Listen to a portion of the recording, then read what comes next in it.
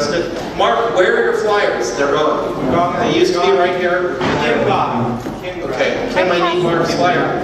You weren't supposed to take it. Okay, thank you. You only have one.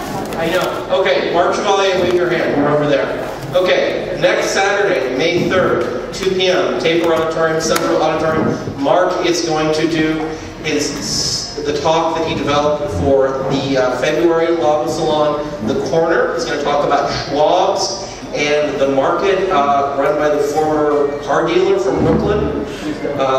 Mark, what's the name of the market? The Crescent Heights Market. Crescent Heights Market, thank you. Nightclub. Okay. Can Mark come up and tell us about that? No, Mark's very shy, but Mark is very gifted, and next Saturday he's going to give this talk at the Taper Auditorium at Central Library. It'll take about an hour. Everything you ever wanted to know about Schwab's and the Crescent Heights Market and just didn't know to ask. It's absolutely, and it's free. It is free, and you're very gifted. It's a great talk. You're going to talk about the Schwab brothers. You're going to talk about Robert Mitchum bagging groceries. You're going to talk about the famous payphones. You're going to talk about the Googie cafe designed by John Lautner that went in the Schwab's edition in 1950. So it's all going to be there. You should come and attend it, and here's the flyer back so you can write it. It is Arthur's doing things again. I know. Okay. This is the screenshot on my computer. This is my favorite scene. This is him as Arthur. This is such a great scene. This is a titty bar on 3rd Street on Bunker Hill. Yeah, I know. I know. I can't even get started. This is a great scene. We saw this film. It was screened at the clubhouse of the Warner Theater in San Pedro about 7 years ago, and someone screened it, gave me this CD, so I just kept it, and it's such a great film. It's the last noir film shot on Bunker Hill, 1964. So many great noir films. Gordon, you just spent an afternoon at USC adding data to OpenStreetMap for old Bunker Hill. So we're working on mapping old Bunker Hill and putting that out to the world. I want to introduce my friend Nathan. I'm going to stop the film. I know, it's such a great scene.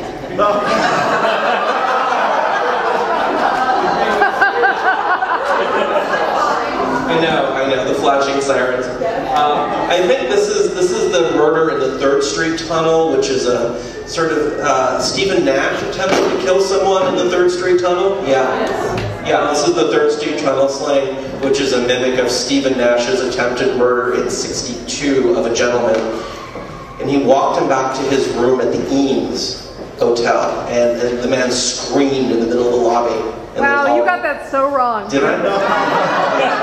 Stephen Nash was dead by then, but I love you. I love you too. It's a great scene. All right, we're going to stop. What's the name of the film? Name of the film is Angel's Flight, 1964. Yeah. All right, there's Nathan's first slide. It's a very exciting slide. Entombment for all presidents. All right, Nathan's going to be here in a second. He's going to start started. This is a talk about public mausolea. We're very excited. Nathan's put a lot of time and effort into this. He really likes talking about cemeteries and all the architecture associated with it. We've been getting lots of nice text messages from him for the past 6 weeks, going to all these different public mausolea all over, mostly East Los Angeles. So we're very excited. Nathan has a book on neon art. Kim, do you want to go find Nathan? Downstairs, I just saw him. Yeah, he should come upstairs. We have to get started. Nathan's written a book about neon signage in Los Angeles called Los Angeles Neon. Nathan is a regular contributor to the On Bunker Hill site, which is about mapping old Bunker Hill. That's why we're all big fans of Indus Arthur talking and the titty bars on Old Bunker Hill. Nathan contributes to the 1947 Project blog and just does a lot. I'm very excited about his talk. I think he's going to talk a little bit about the stained glass of Angelus Abbey, which I'm really excited about. Which is it's a reproduction of a Malay painting called The Angelus, which is this scene of these peasants praying over some potatoes. And it turns out the Malay originally painted it as a dead baby, and then he turned it into a sack of potatoes. It's very interesting. I'm excited by this. Nathan, we should all encourage Nathan, once he finally gets up here, to actually write his book. Right? This is the whole point of this whole talk, is that Nathan's supposed to finish his book on public mausolea and his book on Bunker Hill. And we're hoping that he keeps threatening to give. Where is he? Keep vamping. He's in the toilet. Oh my gosh. Okay. All right. I'll just Mark. Come on up. We're going to talk about your talk next week. Well, okay. Come on. My card, got the postcards, I can hold it up. Yeah, we'll give you your postcard.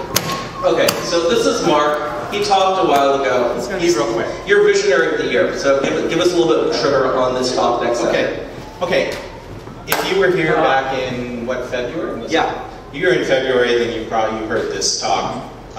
If not, I think you might like it. It's about a historic building that was at the corner, or the second, where Hollywood met West Hollywood. And this building was very, very important historically in the history of Southern California, especially in the film history of Los Angeles. But nobody remembers it. It was informally called the Corner. Officially, it was the Sunset Medical Building, Sunset Medical Center, and it held Schwab's, the famous Schwab's Pharmacy. Built in 1931, very expensive, looked like a Norman chateau, faced on 3 sides in Italian and French marble with mansard roof, a tower, a covered archway. It was beautiful. A lot of things happen there that are very, very, very interesting, and again, it's been almost completely forgotten. The reason why this great building and all the inhabitants of it are forgotten is because it was completely renovated in 1955. Harvey Davis. Yeah. What? Harvey Davis. That's right, yeah, Armin Davis. Okay, except they destroyed the tower, they got rid of the covered archway, they tore out the marble, they got rid of the mansard roof, and they made it into 2 square pink stucco boxes. You couldn't even recognize what it had once been, and most people just forgot about what it had once been, and by the time the building was torn down in 1989, it was not even deemed worthy of being a historic landmark. But I think that if Armin and Davis had left it alone, and I like them, but if they'd left it alone, it would have definitely been preserved. So there you go. I'll tell you about it and about Schwab's and other things on Saturday, 2 p.m., the LA Central Library. Hope to see you there. It's free.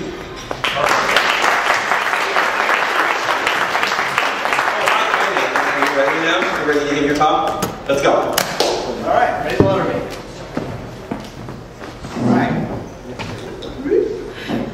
All right, kids, for some mausoleum fun. We're dying If for you're it. not careful, you might burn yourself before it's done.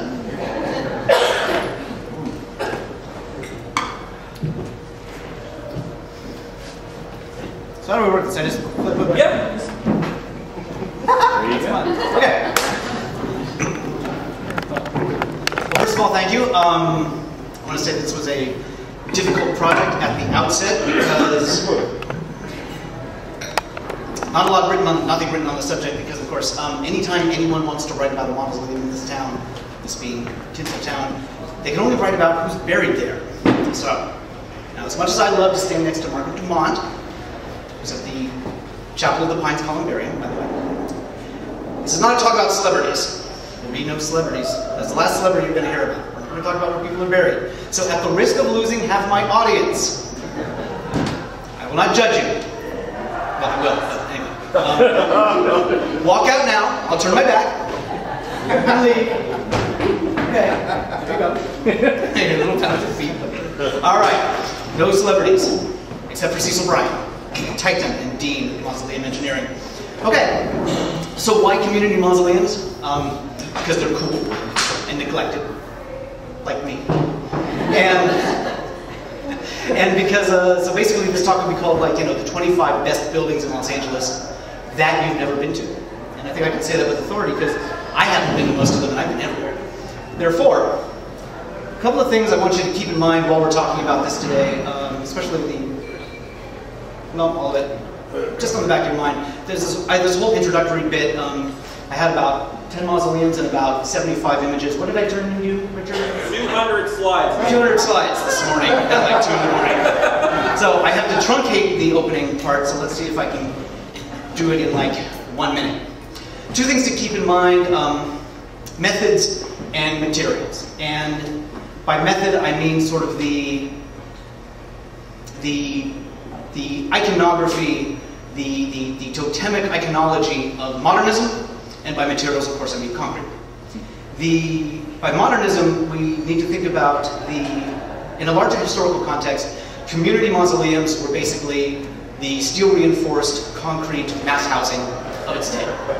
And early, and stripped down, and spare, and dependent on their material. And the sort of idea that we're fed, of course, is that what's sort of common currency and common courtesy is that those friendly Europeans invented modernism and came to America and gave it to us, and we said thank you very much. Well, that's a lot of hooey. Of course, the Europeans looked at the American daylight factory and concrete silos. They got modernism from us.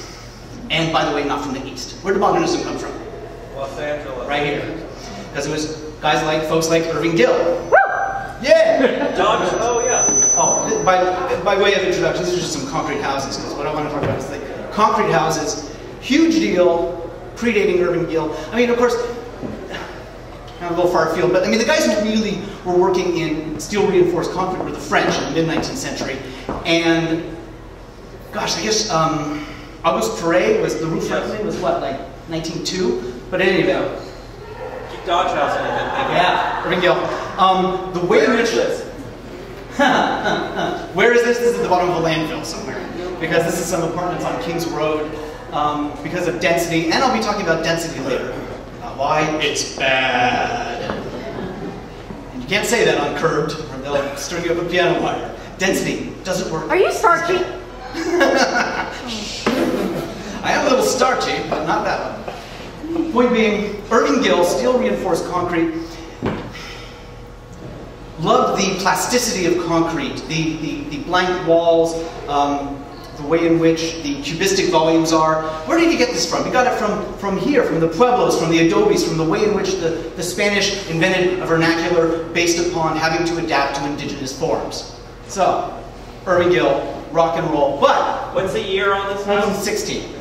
Now, but let me quote to you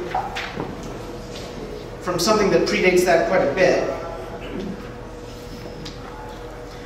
which is, of course, the very important The Concrete House and Its Construction.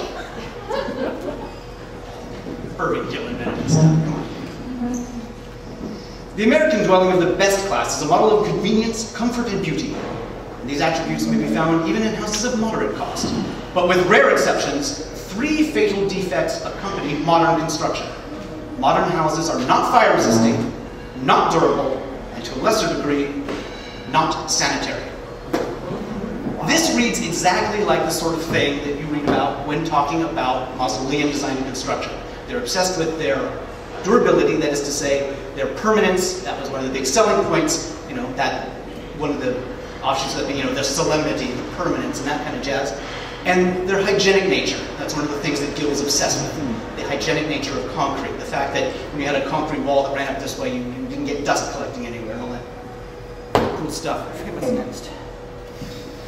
Okay, so moving on from Gill, I'd like to point out too, you know, Adolf Loos, the famous like ornament is crime Viennese modernist, he didn't create one worthwhile piece of architecture until he came to Los Angeles and saw Irving Gill. And again, it comes back to the relationship between modernism, concrete, community mausoleums. Just something that came in the back of your mind. Now, Nathan, let's get to the top of your hand. I'm going to wrap up one loose end. I'm going to interrupt you only once. Irving Gill's foreman was Clyde Chase. Clyde Chase was married to Paulina Schindler's roommate from Smith. Clyde Chase helped Rudolph Schindler build his house on Kings Road across the street from the Dodge House, which predated it by 5 years. So you have a direct line of succession from Irving Gill to Rudolph Schindler to Richard Neutra, who then took up residence in the Schindler house. And I will not interrupt you. No. You're putting everything on the table. Take it away. You can interrupt me like that. You're going to interrupt me like that. That's awesome. Come on, bring it on. Now, where are we going with this? God knows.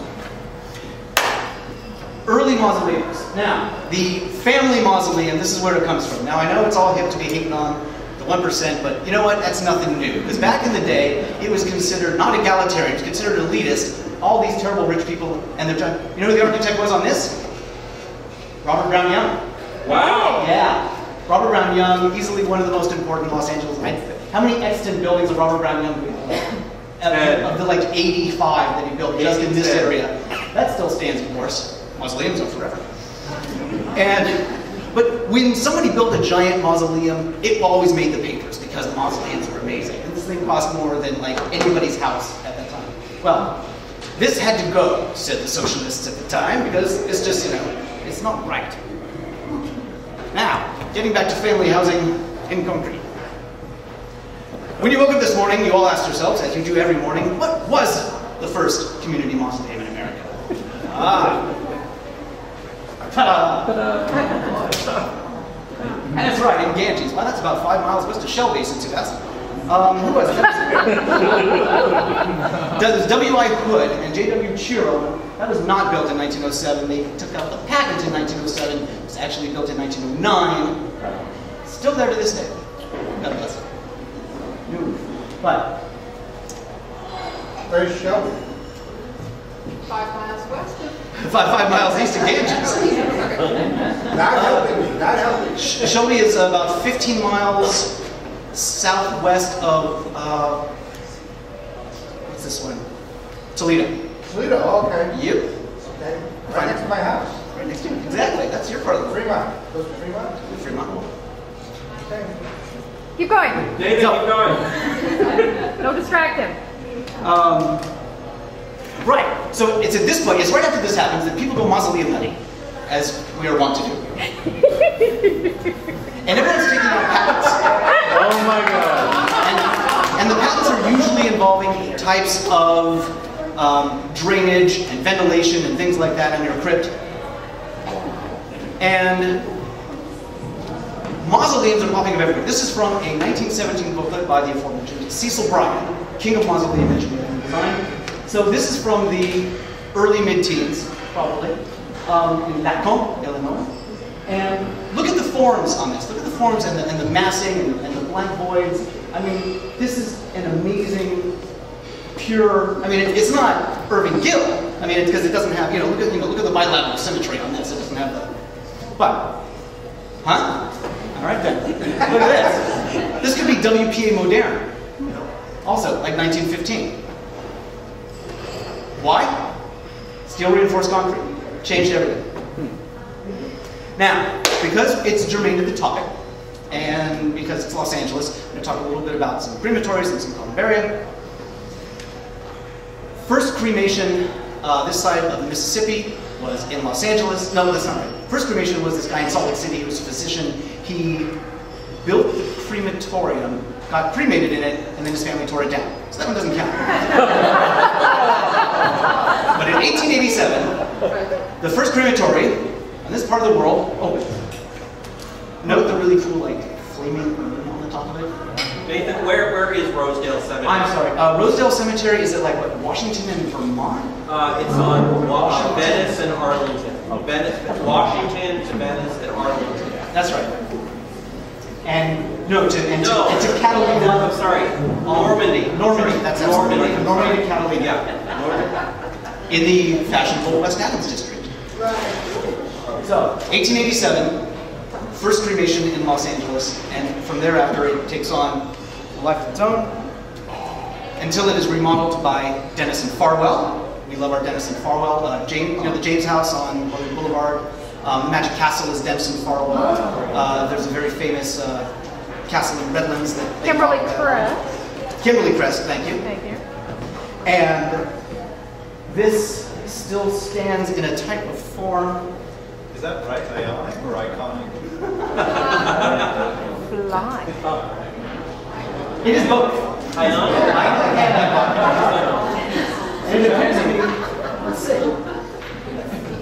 No longer ionic, but still iconic. This actually has sort of an Egyptian feel to it. I don't know. I gotta go investigate that. But because it's just a columbarium, I'm not really paying attention to it. This, of course, as you know, this was opened in 1905. Don't pay attention to Wikipedia. Wikipedia says about it in 1903.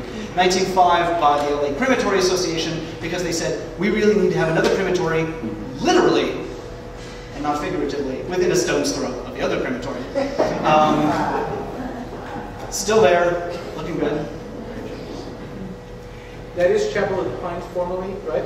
Yes, that is the Chapel of the Pines, where the aforementioned Margaret Dumont still holds court.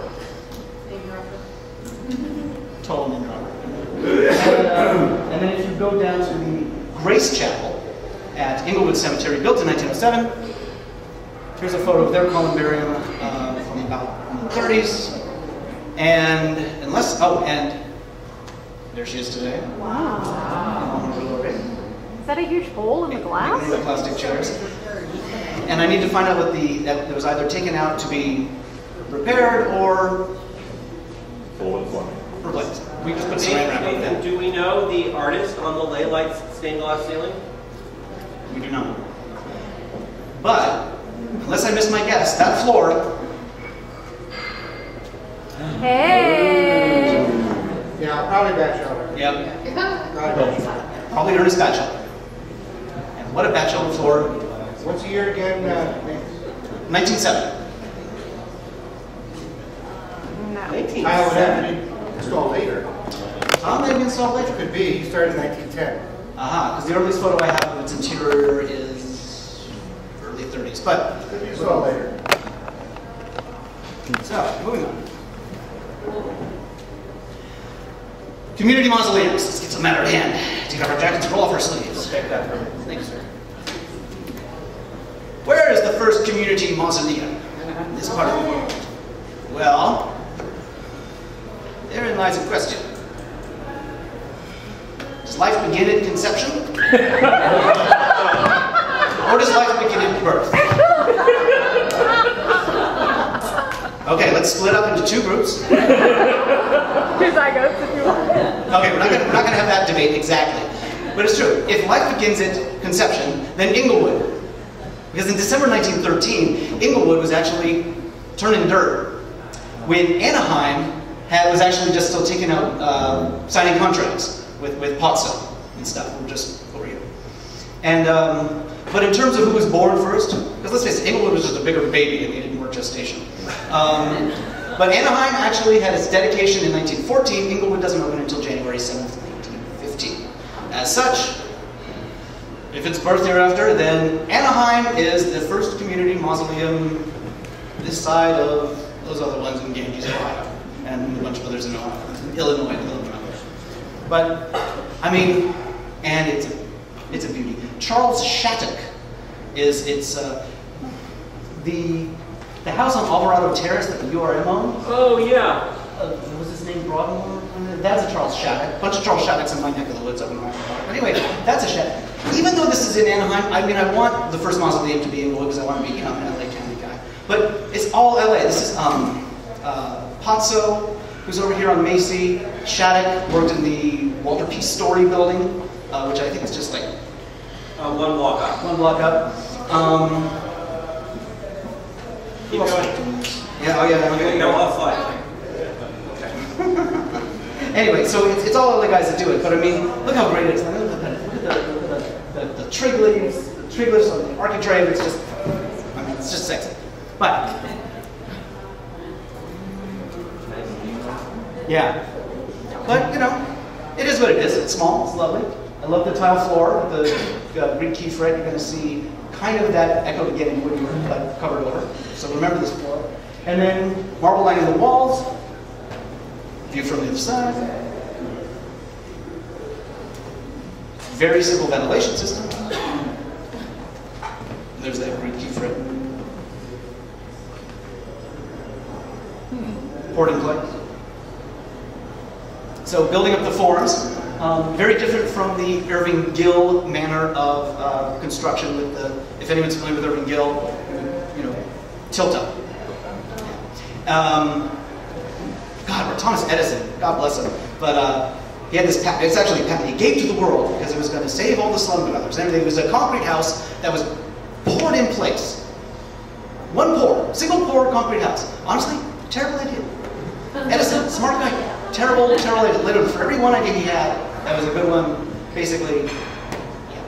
It's kind of like, you know, if you hit on 100 girls, like one will go out with you. That was kind of Edison. And he had thousands of ideas that were just crap. That was one of them. Anyway, but so this is how you build something out of concrete. So let's go to England. Actually, I should do this a little closer.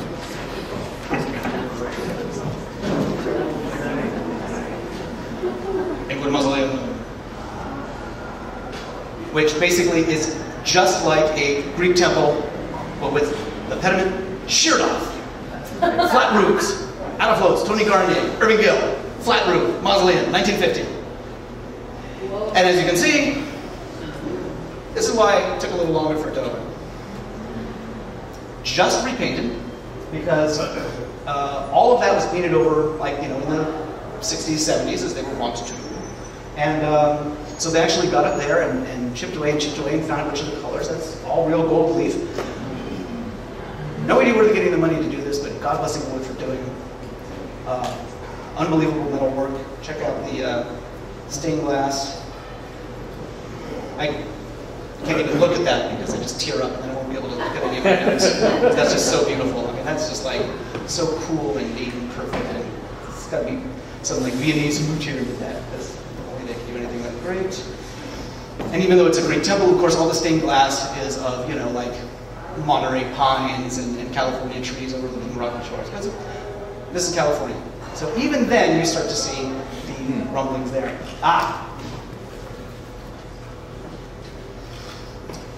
Inglewood is California Mausoleum Company. California Mausoleum Company is a couple of Pasadena guys. 3 or 4 Pasadena guys, and right, if you know Pasadena, what is it, Walnut and Los Robles, there's a big church there. That's Buchanan and Brockway. Those are the guys that did Inglewood. So California Mausoleum Company then goes out to Riverside, builds Community Mausoleum number 3. Now, this is Henry Jekyll. We love Henry Jekyll, but not the Henry Jekyll from the Stevenson. I think Stevenson actually based his Henry Jekyll on this Henry Jekyll. So the question is Henry Jekyll, who was a Spanish colonial architect. That's to say, he was an architect who worked in the Spanish colonial style. Why did he then decide to do this all in this, like, I mean, this is totally like, I mean, look at the way the rusticated stones like get larger down the bottom. That's like total 4th dynasty Mustafa stuff. That's totally like Lower Egypt, King Zoser, Egyptian funerary architecture. Why did he decide to do that? I'd say because, there it is on opening day. Because it was spare, it was pure, because working in Spanish colonial would not have occurred to them because, well, Egyptian, even though this is pre-Howard Carter, pre-22, you know, you still got that Franco-Egyptomania 19th century stuff. Because Egyptian just works so well, and it still is flat roof, borders on modern. And it's still steel reinforced concrete, even though it doesn't show that. We don't really start to see that properly as that sort of, well, we'll get to Beton a little later. Anyway, check it out. Go to Riverside.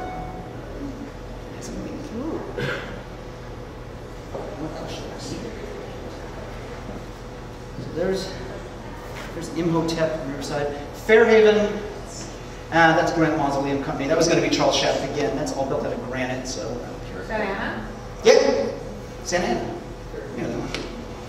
Now, it says stately granite memorial hall. It's granite faced. It's of course steel reinforced concrete. Dig the. A lot of you know this one. Where's Carrie Biden?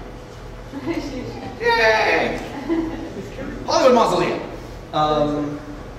Plans come out in 1916. Marston and Van Pelt. I think it finally opens in October 1918. And this was actually supposed to stretch all the way to that back wall. This was going to be like the biggest one there was. 8,000 crypts. Crypts. Not 8,000 crypts, that would be bad.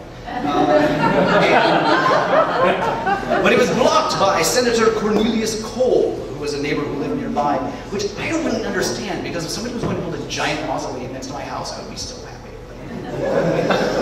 Anyway, so it's going to be a big one. But I mean, dig the Italian Renaissance, dig the Palladian entryway, and ta-da! There it is today, looking awesome. Actually, truth be told, it now looks like total crap, because they built out these large additions this way and totally ruined the facade. Mickey Rooney's right in front now. And there's Mickey Rooney right in front. Wait. Oh, I see. Yeah, they just last week they interred him on the right side on the addition to the front. So is he actually facing out? He's facing out. Yeah, his crypt is facing out. That wasn't cheap. They couldn't afford to put him inside? No, that wasn't cheap. People like to be outside now. Those are gardening crypts. Oh, look at it. So here's inside Hollywood. Also, great, great glass. I had a call in to David Judson about, like, so which ones did you actually work on? I know we talked about Angela's and stuff like that. Didn't call me back, so I still need to know. He's going through the whole master list, so it's going to take some time. Part 2 will just be about mausoleum glass. Yeah, because that's a whole talk. I think the history of mausoleum glass will not be written till Dave Judson accessions his records to the Huntington. And I don't mean to be disparaging. And that happened. I don't know. So, like, for example, take a look here. Look at the mountain. Look at the little trees. Burn that into your mind. Wow. Yeah, they're unbelievable. That's one of I can't even count that. Now, can't do this without talking about Forest Lawn. Now, all of you know Forest Lawn, but the fact of the matter is, this is what you know of the Forest Lawn Great Mausoleum. Well, you're wrong.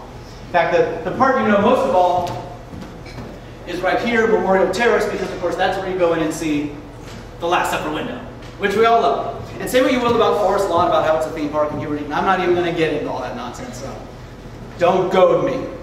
So, Forest Lawn. What we want to talk about, down here where the headstones are, and where there's headstones, that's where nobody ever goes. Because this headstones is the bad part. This is the part that Ethan didn't like. This is the ugly boneyard. Right there.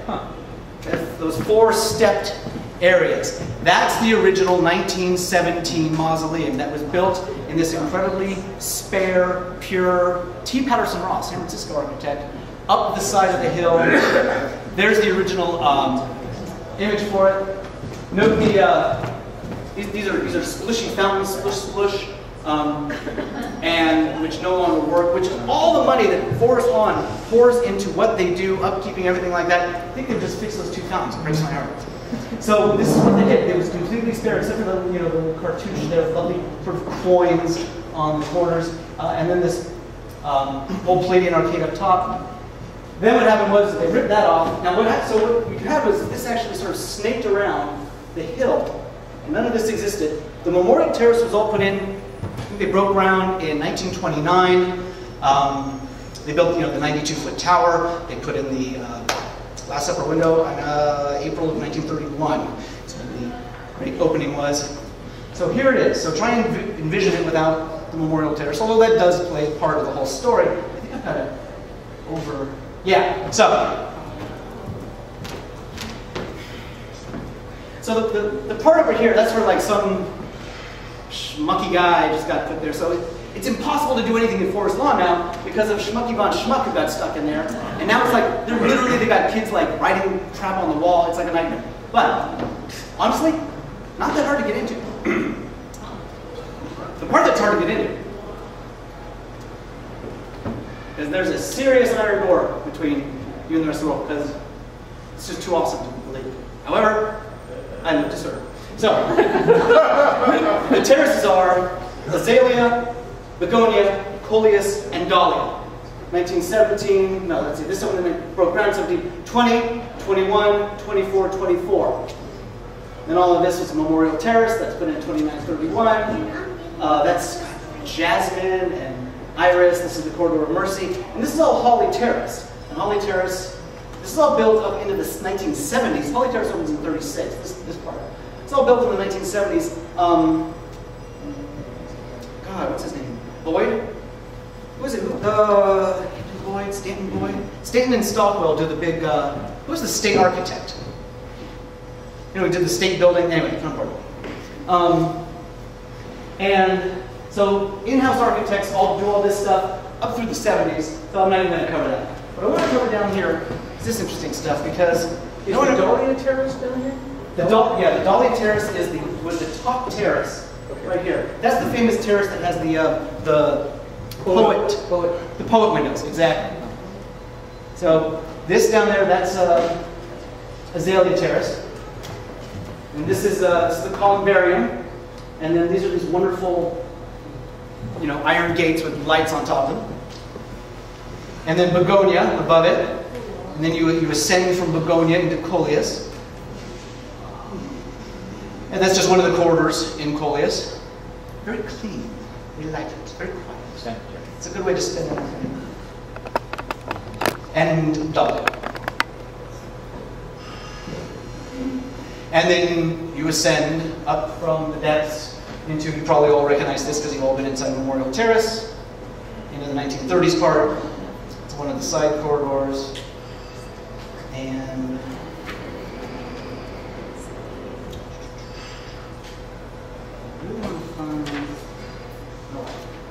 the famous glass window. If you really want to find out anything about Forest Lawn, just go rent the LAVA one. You'll get it. No, I love Forest Lawn. I can spend all day. I've never been. And you've never been. Well, then we have a date. That's good. Everybody, come on. Enough of this. Let's all go to Forest Lawn. Yeah. You're talking about Forest Lawn Glendale. Yes. Oh, and there are 5. Hollywood Hills, which is worth a look just for the world's largest mosaic, the Freedom Mosaic, and Chinta. Everybody point at Chinta. And what are the other ones? Covina, and we'll be talking about another one very soon, which is Long Beach, 1925. But it was not born at Forest Lawn. It was not born. It was made. It was not born at Forest Lawn. It was made at Forest Lawn. Yes, they bought out the mortuary in 1960, and the rest of it in 1978. All right. So what we have not talked about is the Spanish California Spanish vernacular, which happens in 1917 for the first time. John Frauenfelder, also in the Walter B. Story building. I think our last guy was in the Mason building. But they're both in the Story building. And until the Architects building opened, the Dodd and Richards Architects building opened in 1929, just out from Bunker Hill. They all moved in there. But Frauenfelder, best known for his Spanish colonial stuff, he did a bunch of big houses up in Los Feliz. What's Hardware World? Hardware World, a world of hardware. Hardware World is one of the great magazines for us hardware geeks from 1917. We have to have a magazine. What is that? Is that Rule 34? Like, if it exists, there's a magazine for it. So to speak. Yeah, this is hardware porn for those of us with the hardware. 500 crypts, apple tile floors. Huge hit. Huge hit. No one had seen a Spanish one before. The cemetery officials from Fresno come down and take a look. They like it so much. They build one in Fresno just like it. Oh, wait. So it looks like this in 1917. Looks like that now. Hey. Looking good. Which is now Rose Hills, by the way. Which, Whittier Heights, is now Rose Hills, the largest cemetery in the world.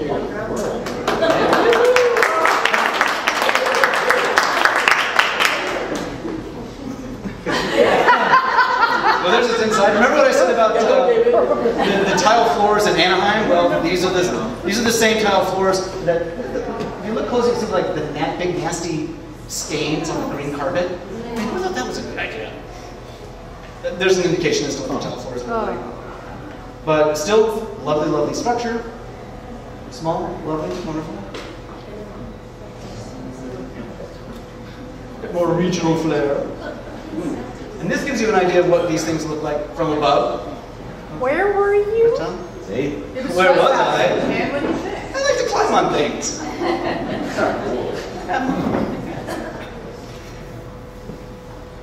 Speaking of Sunnyside, the Forest Lawn, not born a Forest Lawn, let's talk about,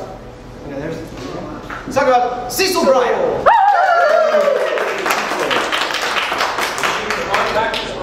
He's a dream. I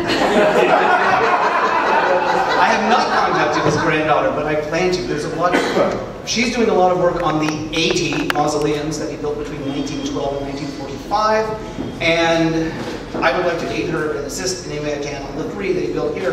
But certainly, I mean, I'd love to go back to like Ohio and Illinois and places like that and see some of these in the flesh, in their granity flesh. Let's see, where was he? Yeah, he's native of Illinois. Yeah, his father had built homes in Arkansas, but also had built for the railroads.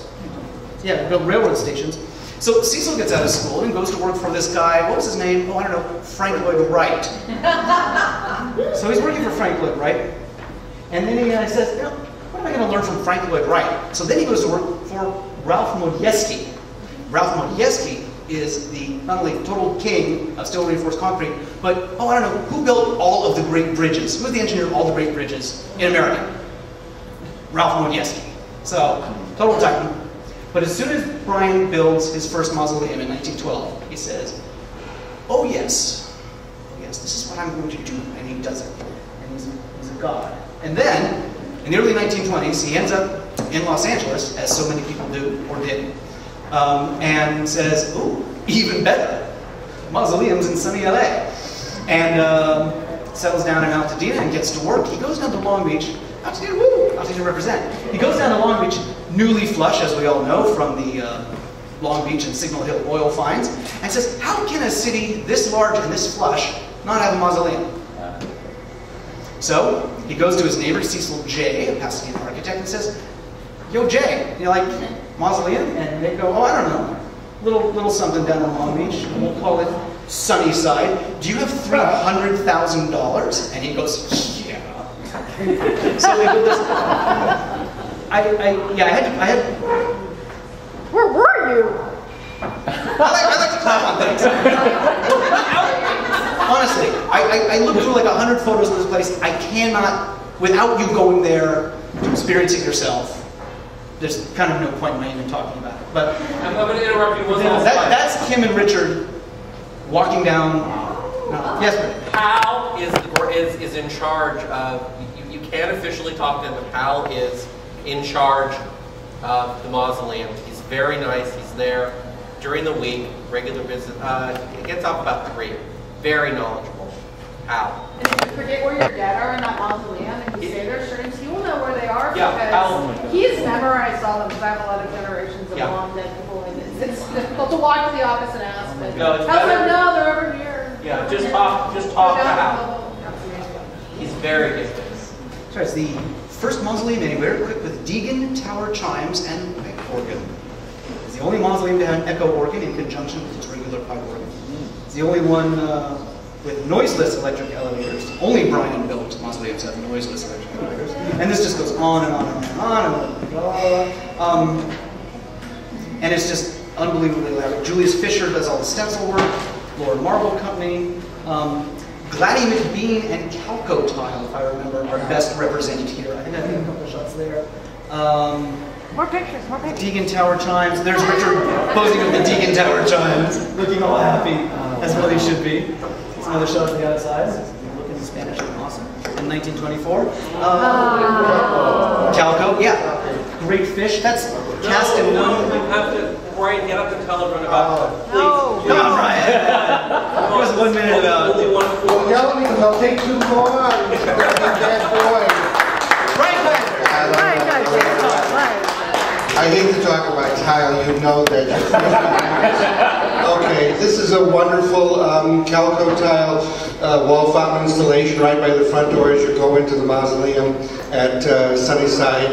And the wonderful fish here is about this big, I would say, and roughly this wide. His head comes out from the wall, I'd say about this, about this far. And he's got to go inside the wall about this far. He's cast in one piece, which is really very important. From the bottom of his lip to the top there is all cast in one piece. And if you stop to think what it takes to fire a piece of terracotta as thick as that, this is very, very difficult to do, and Rufus Keeler was very good at doing that. So he's a wonderful fish in a beautiful scallop shell, very, very naturalistic scallop shell. I bought one of these just last year, the first one I've ever found in the beautiful seafoam green tile that he created for the background, sort of reminiscent of the water motif.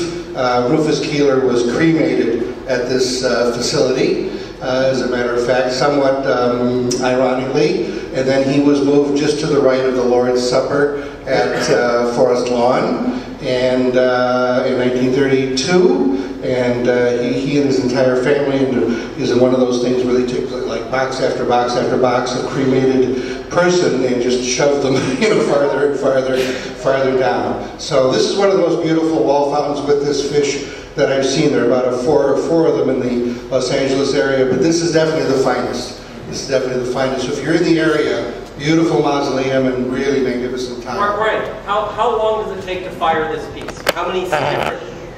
Well, this could probably take about a week because of how thick the tile is, or a little over a week. You have to bring the temperature in the kiln up very, very slowly, maybe over 3 or 4 days, maintain it over 3 to 4 days, and you have to cool the tile very, very slowly, or a piece this thick and this heavy would simply either explode or crack, would be destroyed inside the kiln. And today they really don't even manufacture things really like this, because today everything is money and speed and time, and they don't take the time to manufacture things like this. So in a way it's kind of a lost art, but in those days they took that kind of time to make it. So a really rare piece and a very, very, very large one.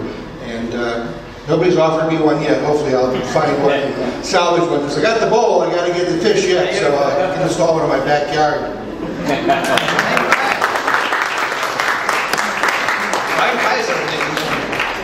You have any questions? That's good. I think that's looking down into the Foucault pendulum. I think at the time it was one of 6 in the world. I think it's still one of 2 in Los Angeles, so it's Griffith Park, and I think it is still, I think, the 2nd largest in the world. It's awesome. So very recently they started burying people on the side. We've got Edward Killingsworth. Edward Killingsworth is buried right along the side. I with my mom. Killingsworth, went to high school. So there is Sunnyside. So what Brian actually did a 1, 2, 3 punch, boom, boom, boom. The second is Grandview. You may not be familiar with Grandview in fabulous Glendale. It is closed, except on Sundays. You may go, and the volunteers may take you around. But closed in 2006. Had some financial impropriety. Plus, they ended up with like 7,000 bodies that were not where they were supposed to be. But what are you gonna do? I don't know. Who hasn't got 7,000 bodies that are supposed to be acquitted? Anyway, so Grandview in Glendale, totally fantastic. Longest building in the world. It was built because it's 1,000 feet long. Some say 1,000, some say 1,500 feet. That's one wing of it going up from that side, and then the other side goes the other way. And like I said, not doing so well. There's a shot of it from about the 1960s and today, relatively recently. But this is the inside of the chapel.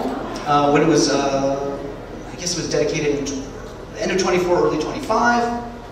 And a little more spare now, but in theory, now they are in constant negotiations with someone to bring it back. But apparently they get bogged down all the time, so we'll see. It's going to take a lot of money to make a great chapel. So this is looking up one of those crazy hallways. Look at that amazing stained glass. Oh, wait a minute. But fear not, there it is. It was leaking. It was having some problems, so they took it all down. They're storing it in one of the crypts there. But someday, where anyone can just walk in and kick it. No one can walk in and kick it. This is very closed up. This is never open, except to me. So if you look all the way in the back there, there's a little stained glass window, which is great. Again, the California kitsch is just over the top of these places, and I could not be happier. So they basically made a stained glass of what it was going to look like in 100 years? Be careful what you wish for. I like it. And all these wonderful griffins painted on it and Bible quotes and everything else you would want out of your... Nathan, you have 10 minutes. To do what? 10 minutes, we have to start wrapping this up. What the what? Are you crazy? We're not even halfway through. All right. I got 10 minutes to do what I already just did, so let's do this. Boom. Mountain View. Also Clarence J. This is his Cecil Bryant's third, and it is totally amazing. Altadena. And 1925 with a 1934 edition. Looks a little more Art Deco. There's the side of it. This is the inside. Now take a look at this barrel vault, and then take a look right there. Because then they painted it. Who is it? That's Martin Sivertsen, the famous Norwegian 200 mural scenes of the history of Christianity. And up there's Cecil Bryan. He liked it so much he was buried in it. Liked it so much I bought the company. I got buried in it.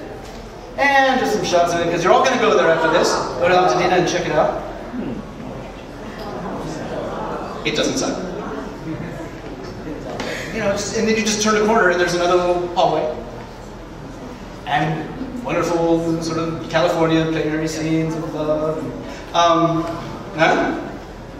Wow. I can't tell from here. Maybe glad it would be. Maybe glad it would be. Beautiful. Beautiful. So there's Tyler. Oh, that's supposed to be the end. That is the 1961 Pompeian Court outdoor garden mausoleum. We'll talk a little bit about those a little bit. Oh, funny thing happened in San Gabriel. So Starrett and Payne, with whom I trust you're all familiar, I remember that.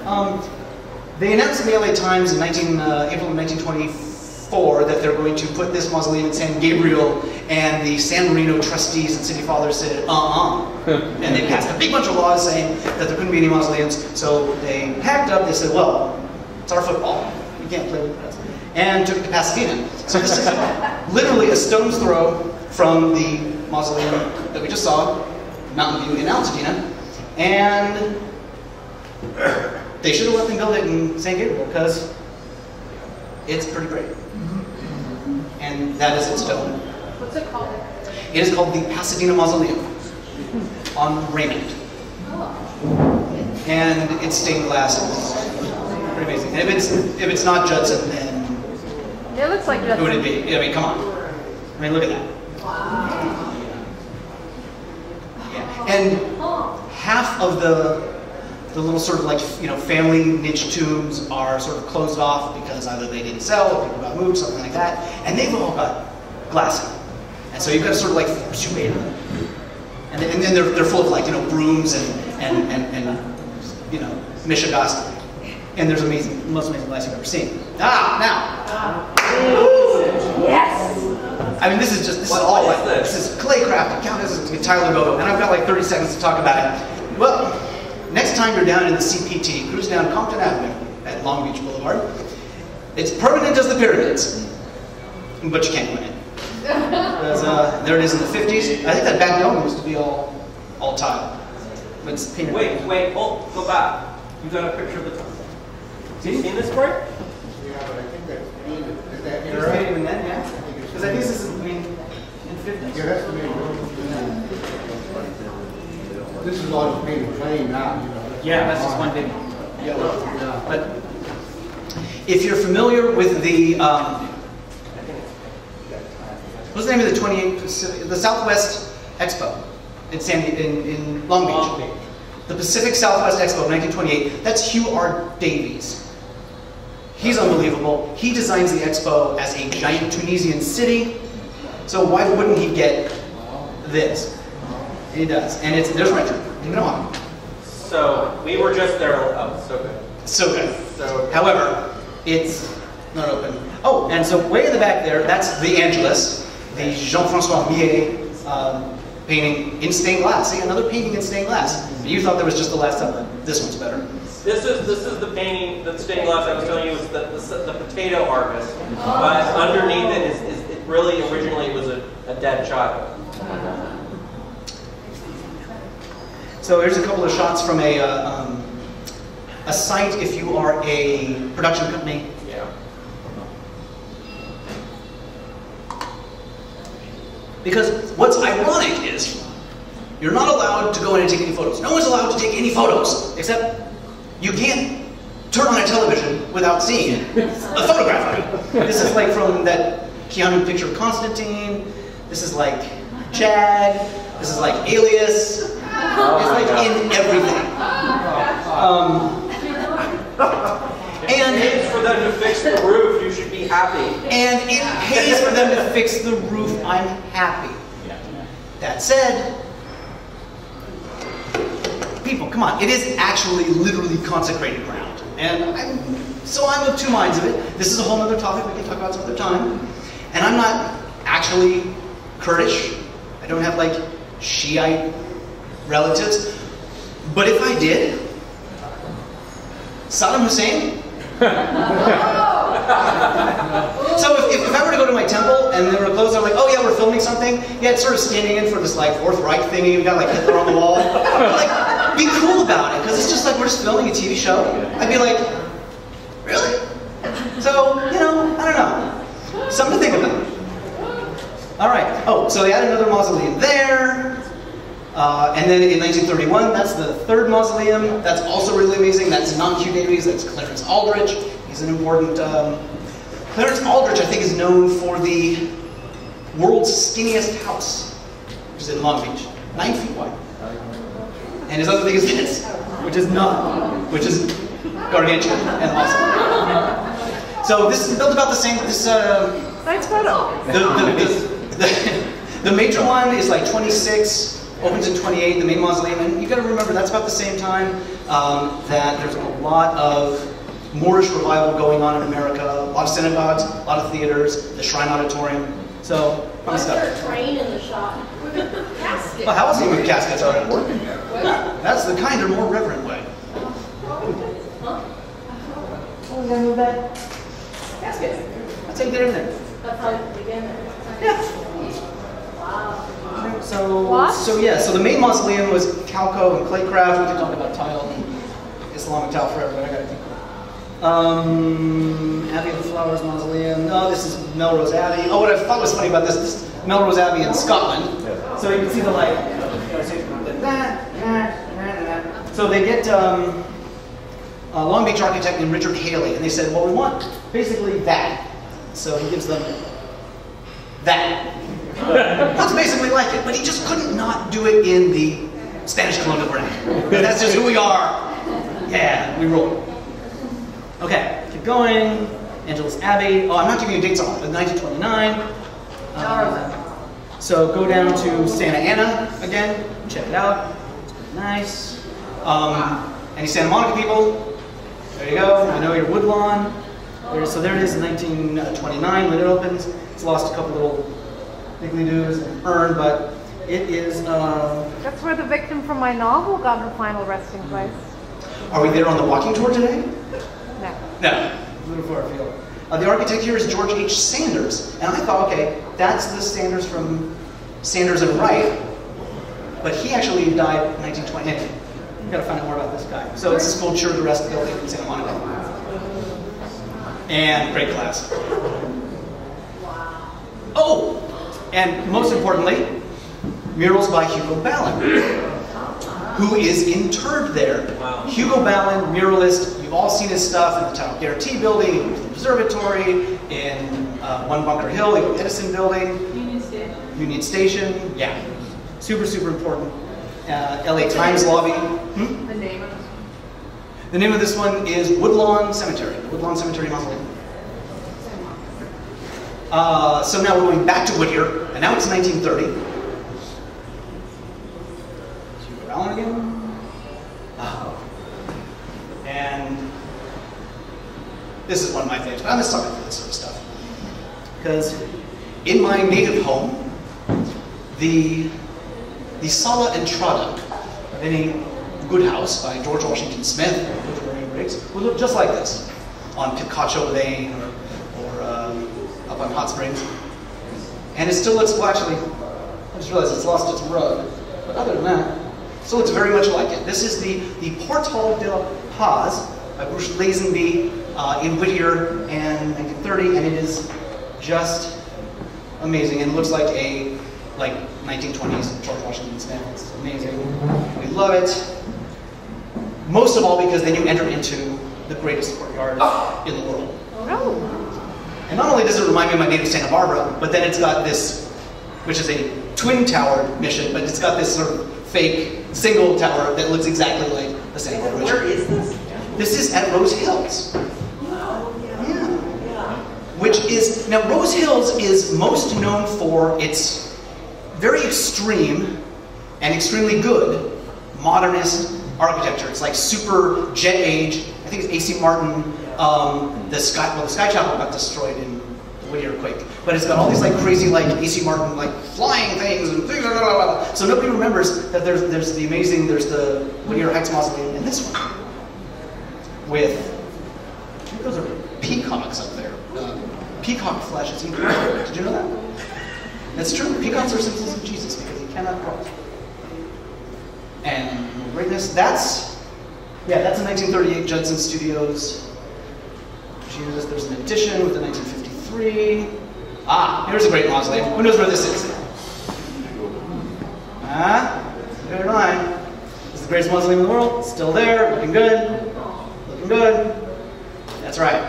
It's up in Calabasas. That's the pet cemetery. I love that mausoleum. They've actually rearranged those rocks to read LA Pet Park. Those little doggies aren't running in the park. Yeah, it's by like Calabasas. There's another one in Gardena. So I looked up recently. It's very close to you. And so there's the inside of the mausoleum. Rex. And look at their little like doggy hearse. That's the coolest thing I've ever seen. I still want that. Oh, we actually got people leaving on that one. All right. All right. I know, we gotta keep going. No, we're doing good. I'm almost done. I believe you. Okay, so here's one that didn't get built. This is that's not Romans, it's Rummond. Pass over it. Didn't get built. Didn't get built. Passover. Okay, so we put blood on the door. We'll go over that. No, he's the world's skinniest house. So this is another one that didn't get built. This is like all post-29 stuff. So now, starting to get a little modernistic. Harold Cross, totally important. Long Beach architect, we love him. You've heard of Studio City? Yeah. Harold Cross, Studio City. He designed the Mack Sennett, all the Mack Sennett, the 18 Mack Sennett buildings for which Studio City is so rightly named.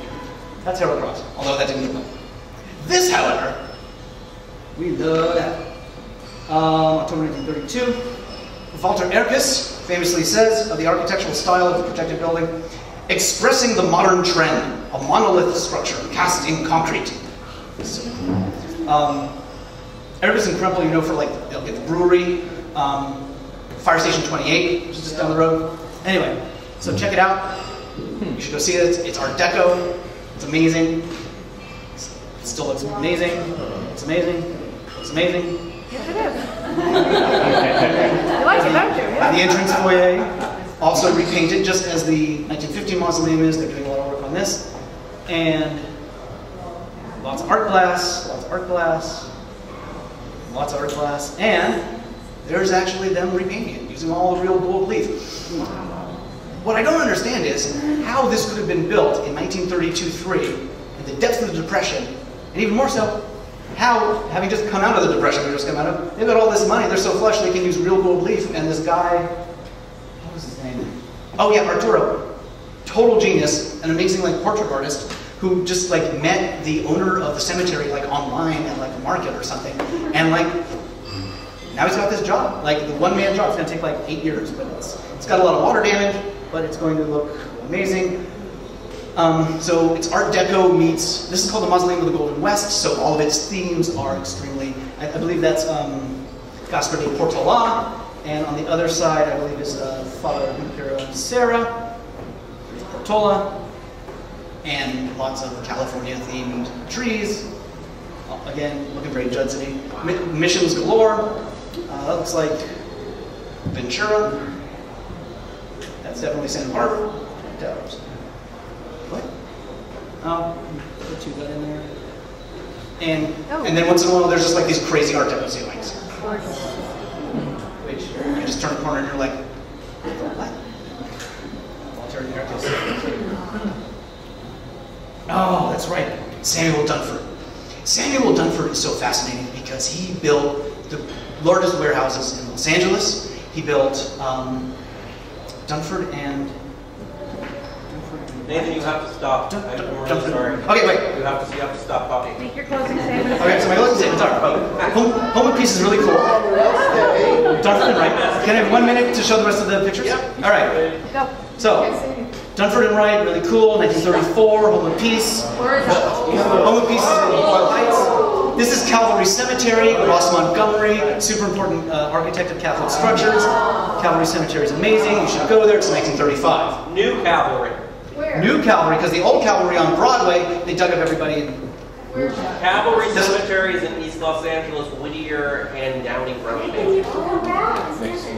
Hey, Pat. Yeah, you can come back and finish it. Yeah, I'll come back and finish. Now this is Fullerton, Electric Boogaloo. This is Fullerton. Go to Fullerton and check it out. This is also Walter Erkes, the guy who did Mausoleum of the Golden Dawn. And doing some work. Now, the last great mausoleum to be built in Los Angeles, 1957, Freedom Mausoleum. Where? Forest Lawn. Check that out. Chris Nichols, modernism. Awesome door. Thank you, notes. Thank you, notes. And is there a separation of church? That's Abraham Lincoln. There's a Bible. Awesome. Do we separate church and state? Not at Forest Lawn. That's my Forest Lawn. Awesome. Oh, and then down in, is this Santa Ana again? Yeah, this is down in Fairhaven in Santa Ana. This is called Garden Courts. It opened in January 1960. I know. Sorry, that was me channeling my inner Charles Phoenix. And this is, so anyway, Garden Courts, that's where we end. These are my closing things. Yeah. Super modern.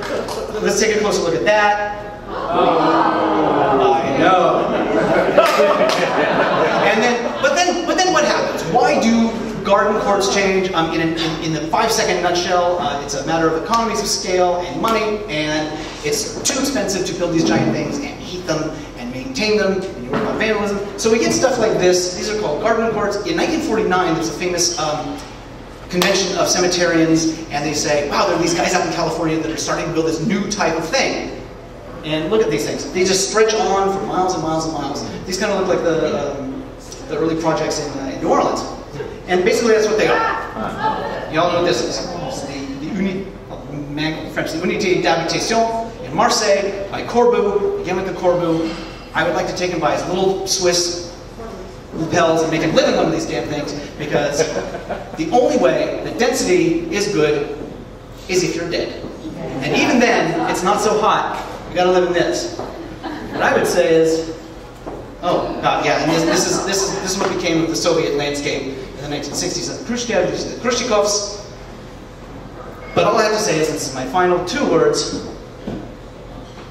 22 words on the matter is, if you are going to have density for people, living or dead, it should look like that.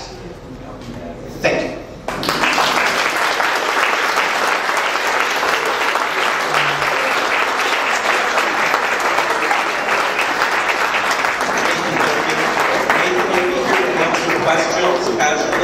We've got a break. We got a breakdown. I want to thank everyone for coming.